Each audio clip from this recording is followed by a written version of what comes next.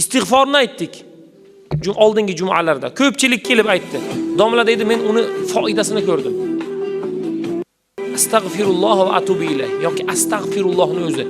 Aytdik 40 ming marotaba kim astagfirullohni aytsa, xohlagan butun g'ami yechiladi. Farzandsizmi, farzandli bo'ladi. Ish yurishmayaptimi, ish yurishadi. Muammoga kirib qolganmi, muammosi yechiladi. Qamoqdami, Alloh taolo yengillik beradi.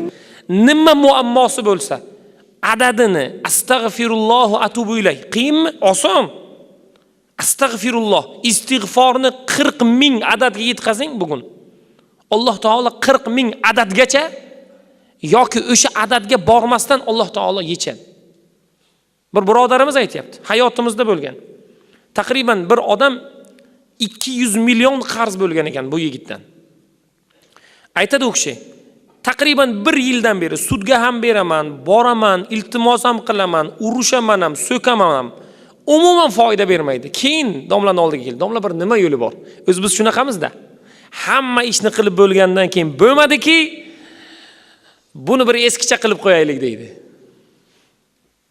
Hamma ishni ko'radi. Qo'lidan kelgan butun ishni qiladi. Bo'lmadiki, nima deydi? Biror bir yo'li yo'q, bir domlaning oldiga borish kerak deydi. Biz aytdik, yo'li bor. Qanday yo'li? Tasbihni olasiz, mana elektron tasbihlar chiqqan, 40 ming adadga astagfirulloh atubu ilayh deysiz. Masala yo'q. Taqriban 2 yo 3 kundan keyin telefon qilyaptilar. Domla, hali 40 mingtaga yetgani yo'q, 7 ming qancha bo'lgan. Mendan so'ramasdan o'zi meni hisob raqamimga u pulni tashlab qo'ydi, deyapti. Subhanalloh. Mana birodar. Mana qarzdormisiz?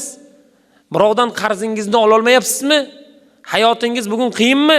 Tijoratingiz yurishmayaptimi? Birodar 40 mingta istig'for ayting. Astagfirulloh va atubu ilayh. Erinmasdan ayting. Xohlang 1 kunga ayting, xohlang 10 kunga ayting. Alloh taolo fazl va marhamat bersin. Yaxshilik va barakot bersin inshaalloh. Shuning uchun ibodatlarda, yaxshiliklarda inson bardavom bo'lishligi kerak. Va mana shuni birodaringizga o'rgating, ayolingizga o'rgating, qizingizga o'rgating. O'g'lim, qizim, sen baxtli bo'lmoqchimisan? Sen nima orzularing bor? Men yaxshi o'qimoqchiman, men telefon olmoqchiman, men yangi kiyim olmoqchiman.